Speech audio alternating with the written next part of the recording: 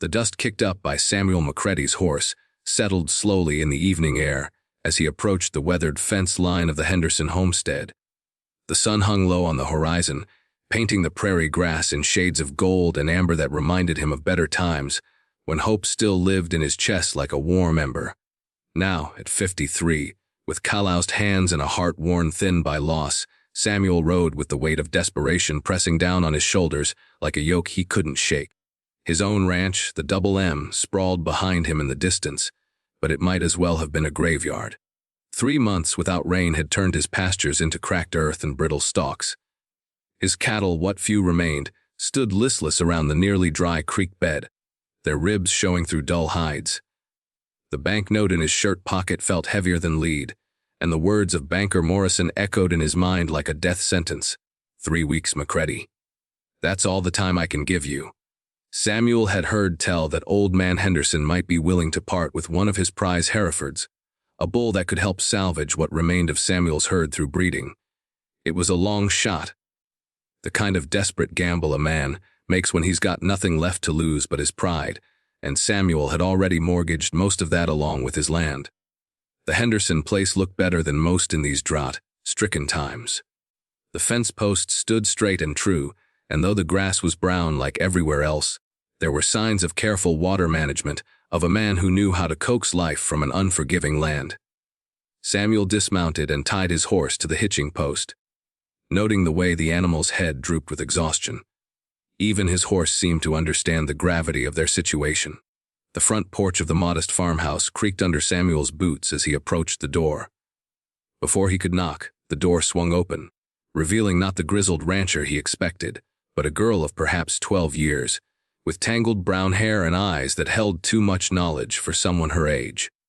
Her dress was patched but clean, and she clutched a wooden doll against her chest as if it were the most precious thing in the world. "You're here about the bull?" she said, her voice barely above a whisper. It wasn't a question. Samuel removed his hat, suddenly feeling the weight of his years. "Yes, miss. I'm Samuel McCready from the Double M. Is your father around?" The girl's eyes darted toward the interior of the house, where Samuel could hear the low murmur of adult voices, strained and urgent. When she looked back at him, her small face was etched with a gravity that made his chest tighten. "He's inside with Doc Peterson," she said, then took a step closer, lowering her voice even further. "Mister, I need to tell you something. My mom's dying tonight." The words hit Samuel like a physical blow. He'd come here thinking only of his own troubles, his failing ranch, his mounting debts, and suddenly he was face to face with something far more devastating than financial ruin. He knelt down to bring himself to the girl's eye level, his hat balanced on his knee. "What's your name, child?" "Emma," she whispered. "Emma Henderson. And I heard Doc Peterson tell Papa that Mama won't see morning. She's been sick for weeks, but tonight's different." Samuel's throat felt dry as dust. "I'm sorry, Emma. I shouldn't have come at a time like this.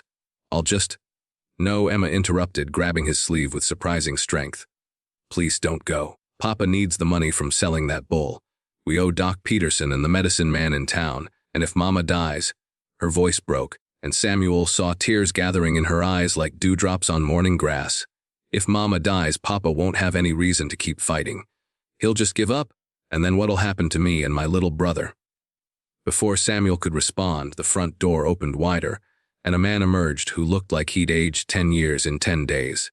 Tom Henderson was probably Samuel's age, but grief had carved deep lines around his eyes and mouth. His clothes were rumpled, his hair unkempt, and his hands shook slightly as he closed the door behind him. "McCready," Tom said, his voice hoarse. "I got your message about the bull, but this isn't a good time. Mary's real sick." Samuel stood slowly, acutely aware of Emma's desperate gaze. "Tom, I heard. I'm sorry, if you need me to come back another time?" "No." Tom's voice was sharp, almost angry, but Samuel recognized it as the anger of a man fighting against helplessness.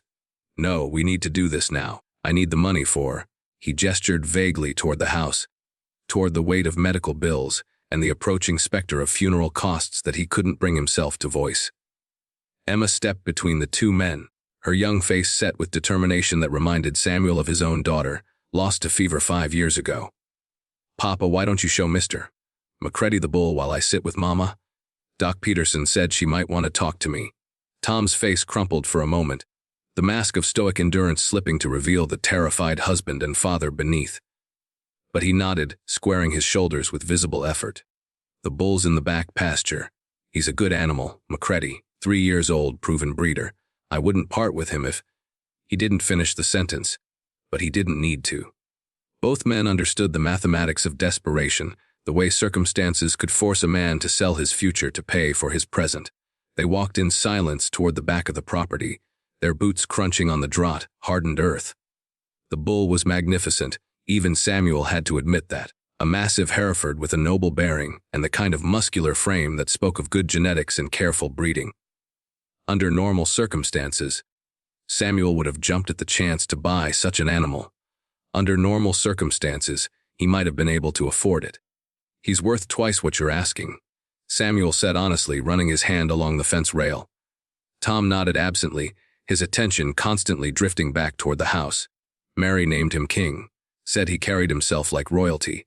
His voice caught on his wife's name, and he had to clear his throat before continuing. She's the one who convinced me to invest in good breeding stock. Said we were building something for Emma and little John, something that would last.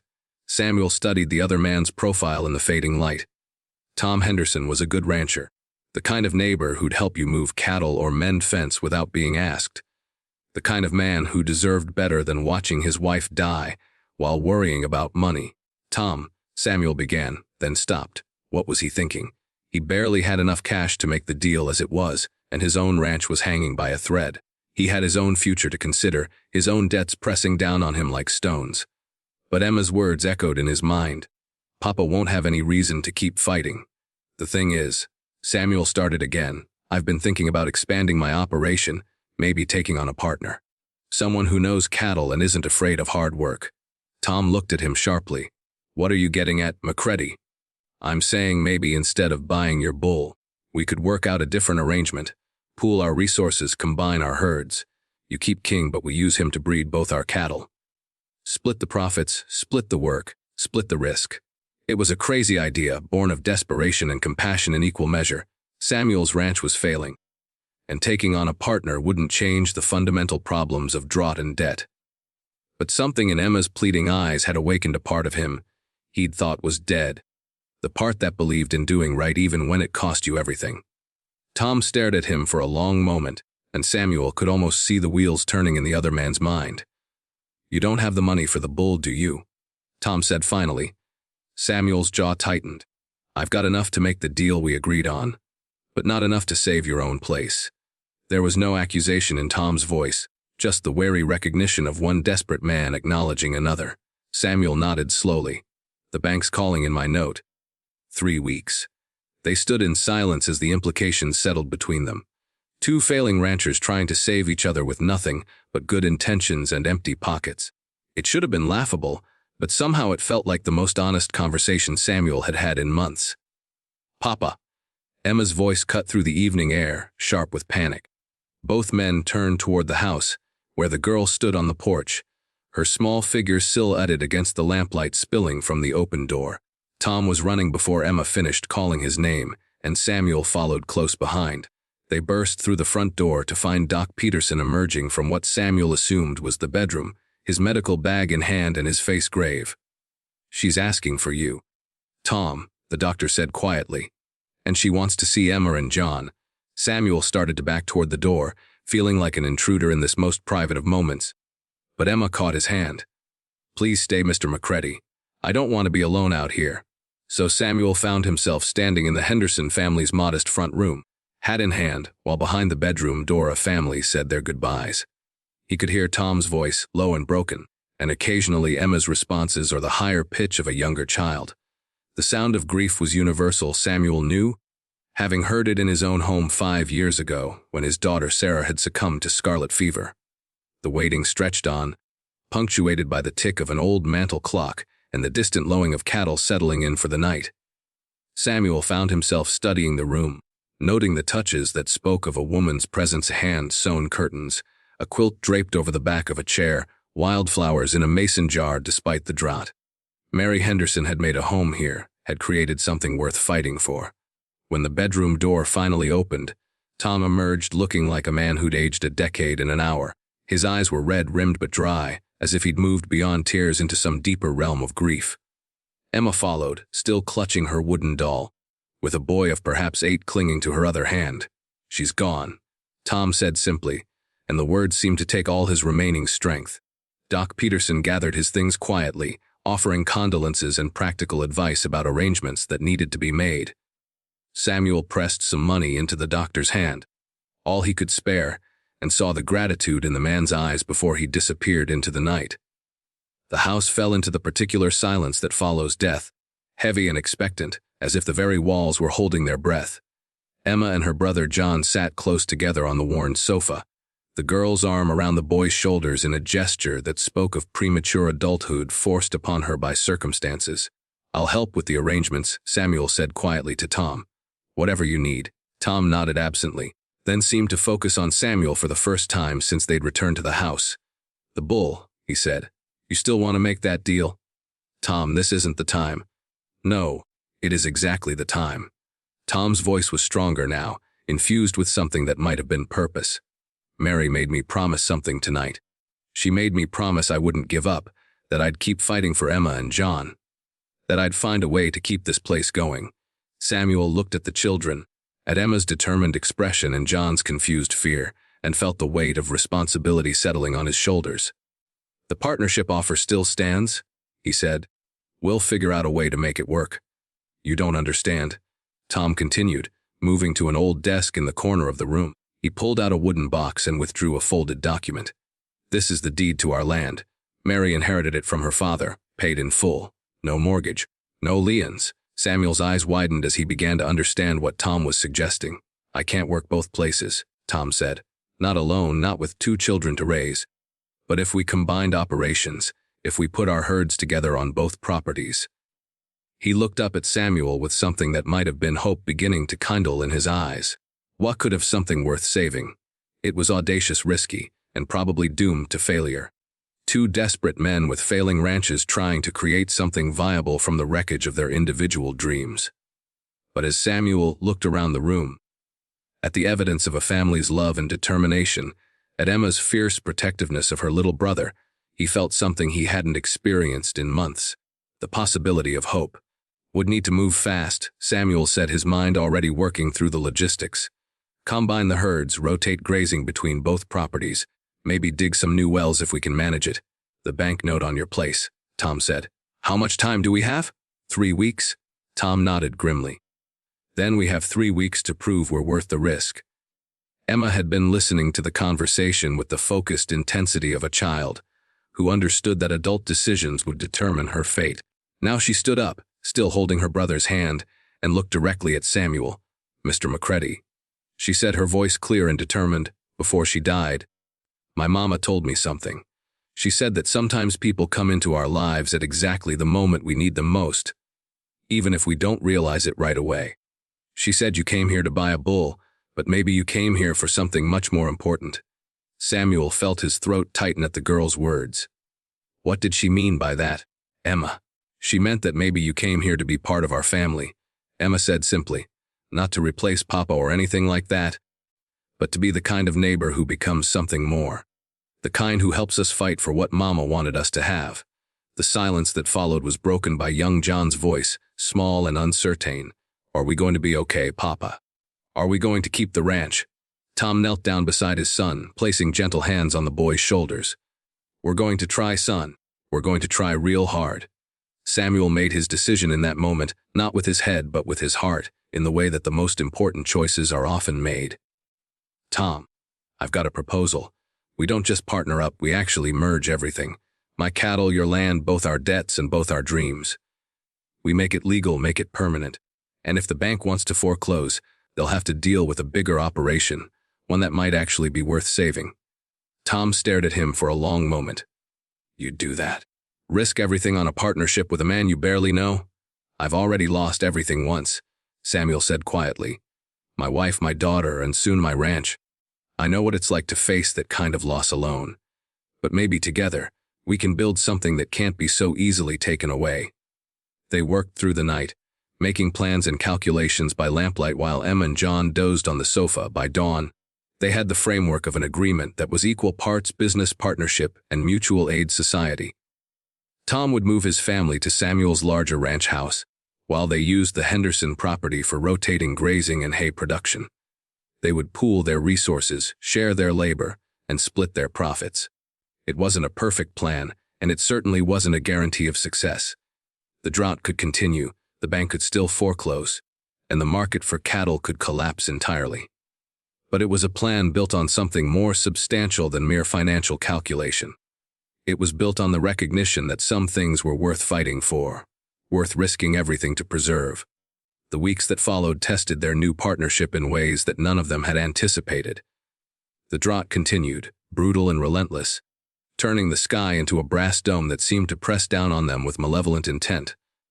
Water became more precious than gold, and they found themselves hauling barrels from distant sources, rationing every drop like liquid treasure.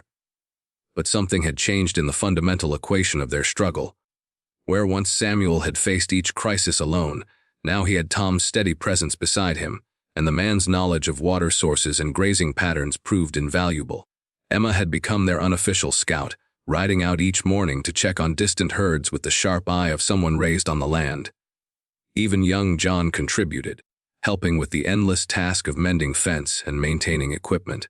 The first real test came when banker Morrison arrived unannounced one sweltering afternoon in late August, accompanied by a well-dressed stranger who introduced himself as Clayton Walsh, a cattle buyer from Chicago. Samuel's heart sank as he realized what this meant. The bank was ready to foreclose and had already lined up a buyer for his property.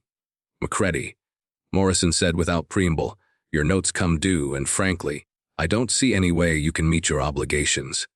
Mr. Walsh here is prepared to make a fair offer for your cattle and land." Samuel looked at Tom, seeing his own thoughts reflected in the other man's eyes.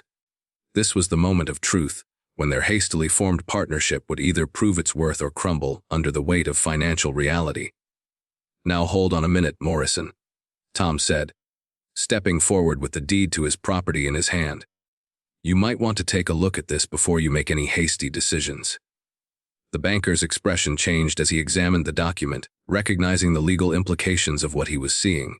Tom's land was debt-free, and their merged operation was now substantially larger and more valuable than Samuel's struggling ranch had been alone. "This changes things," Morrison admitted grudgingly. "You're talking about a completely different operation now." Walsh, the cattle buyer, had been examining their combined herds with the eye of a professional appraiser. "These are good animals," he said to Morrison. "Better breeding stock than I usually see out here, and the land management shows intelligence. They're rotating grazing, conserving water, doing things right." What followed was a tense negotiation that stretched into the evening hours. Emma served coffee and listened with the intensity of someone whose future hung in the balance, while John dozed in his father's lap. By the time the lamp oil was running low, they had hammered out an agreement that restructured Samuel's debt against the larger, combined operation, with Tom as co-signer and both properties as collateral. It wasn't ideal, and it meant that both families were now at risk if the partnership failed. But it bought them time and gave them a fighting chance to make their dream work. As summer faded into autumn, their gamble began to pay dividends in ways that had nothing to do with profit and loss. The combined operation allowed them to implement conservation practices that neither could have afforded alone. They dug additional wells, installed windmills, and created a system of stock tanks that could sustain their cattle even through extended dry periods. More importantly, their success had begun to attract attention from other struggling ranchers in the area. What had started as a desperate partnership between two failing ranchers was evolving into something larger, a model for cooperative survival on the harsh frontier. The first significant rain in 8 months came in early October, drumming on the roof of the ranch house like a percussion section celebrating their deliverance. Samuel stood on the porch with Tom, watching the water run off in rivulets that would soon become streams, then creeks, then the life-giving flow that would restore their pastures. "Mary would have loved this," Tom said quietly, and Samuel heard the grief that still lived in his voice, alongside something new: acceptance and even gratitude. "She knew," Emma said from the doorway behind them. "When she told me about you coming for more than just a bull, she knew this would happen. She said sometimes the best things come disguised as the worst things. if you're brave enough to look past the surface. Samuel turned to study the girl's face in the lamplight spilling from the house. At 13 now, Emma had grown tall and confident, her mother's wisdom shining through her father's practical knowledge. She would make a formidable rancher someday, he realized, the kind of person who could build something lasting from whatever materials life provided. As winter approached, Samuel found himself marveling at the transformation in their circumstances. Not just the financial improvement, though that was real enough. The combined operation was not only surviving but beginning to thrive, with their careful husbandry and innovative practices yielding better results than either ranch had achieved alone. The deeper change was in the texture of daily life itself.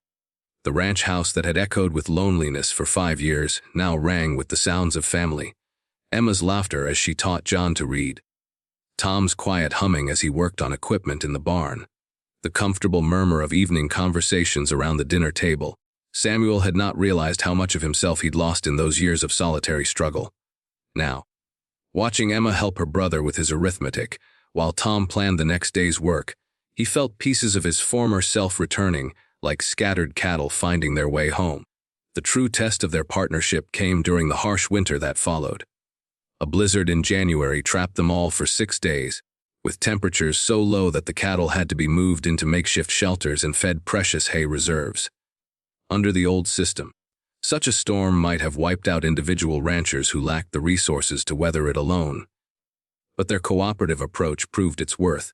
They had planned for such emergencies, stockpiling feed and fuel, preparing shelters, and establishing contingency plans that saw them through the crisis not just intact, but stronger than before. We're not just saving our own ranch anymore, Tom observed one evening as they reviewed their books after the storm had passed. We're proving that there's a better way to do this. Samuel nodded, understanding what his partner meant. The rugged individualism that had defined the frontier was giving way to something more sustainable. Partnerships built on shared values and mutual support rather than mere convenience. Spring brought new challenges and new opportunities. Word of their success had spread, and other ranchers were asking for advice on forming similar partnerships. Emma, now 14 and capable beyond her years, found herself helping to coordinate these discussions, displaying the same combination of practical wisdom and compassionate leadership that her mother had possessed. She's going to be something special, Tom said, watching his daughter explain water conservation techniques to a group of neighboring ranchers. Mary always said Emma had the gift of seeing what needed to be done and finding a way to do it. Both your children do, Samuel replied. John's got the makings of a fine rancher, and the brains for more if that's what he chooses. You should be proud. Tom was quiet for a moment, then said, For the first time since Mary died, I feel like I'm not just surviving. I feel like I'm actually living again, building something worthwhile. Samuel understood exactly what he meant. The grief of losing his first family would always be part of him, but it no longer defined him. In helping to raise Emma and John, in building this partnership with Tom, in creating this network of mutual support among their neighbors, he had found a way to honor his losses while embracing the possibilities of the present. As their second year together drew to a close, Samuel found himself reflecting on the journey that had brought them to this point. He had come to the Henderson place that desperate evening seeking to buy a bull, driven by financial ruin and facing the imminent loss of everything he'd worked for. Instead, he had found something he hadn't even known he was searching for. A way to build a meaningful life from the wreckage of his dreams. The partnership with Tom had evolved into something deeper than a business arrangement. They were brothers now, in all the ways that mattered, bound together by shared struggles and mutual respect. Emma and John had become the children he'd never had the chance to watch grow up, and their bright futures seemed to validate all the risks he'd taken and sacrifices he'd made. But perhaps most importantly, their small experiment in cooperation had become a model for others, proving that mutual support could provide a sustainable alternative to the boom and bust cycle that characterized so much of frontier life. One evening in late spring, as they sat on the porch watching the sunset paint their combined rangeland in shades of gold and amber, Emma appeared beside Samuel with the same serious expression she'd worn on that first tragic night. "Mr. McCready," she said, using the formal address she'd maintained despite their closeness, "I've been thinking about something Mama told me that first night." "What's that, Emma?" She said that sometimes the most important gifts come disguised as the worst disasters. She said you'd come here for a bull, but you'd end up finding something much more valuable. Emma paused, looking out over the land that now supported not just their family, but several neighboring operations that had followed their cooperative model. I think she was talking about hope. Not just hope for tomorrow, but hope for the kind of tomorrow worth working for. Samuel nodded, understanding flooding through him like sunrise after the longest night. Mary Henderson had been right, of course. He had come seeking to buy breeding stock to save his failing ranch. Instead, he had found something infinitely more precious, the knowledge that even in the harshest landscape, even after the most devastating losses, it was possible to build something beautiful and lasting if you were willing to open your heart to unexpected possibilities. Your mother was a wise woman, Emma, he said. And she raised a daughter who's going to change the world, one ranch at a time. Emma smiled, the expression transforming her serious face into something radiant with possibility. Well, will, Mr. McCready. That's what family does. That's what community means. We change the world together, one choice at a time, one act of kindness at a time, one partnership at a time. As the first stars appeared in the darkening sky, Samuel felt the truth of her words settling into his bones like the deep satisfaction that comes from work well done. He had come here seeking to buy a cow, but he had found something far more valuable, the understanding that sometimes salvation comes not from what we acquire, but from what we choose to give away. In risking everything to help a grieving family, he had discovered that the greatest wealth was not measured in cattle or land, but in the connections that bind us together and the legacy we leave for those who come after. The Bull Kings still grazed in their pasture, magnificent and proud, siring the next generation of cattle that would sustain their community. But the real breeding stock, Samuel realized, was something far more precious. The knowledge that love and partnership could flourish even in the hardest ground, if tended by willing hands and watered with the tears of those brave enough to risk everything for the sake of something larger than themselves.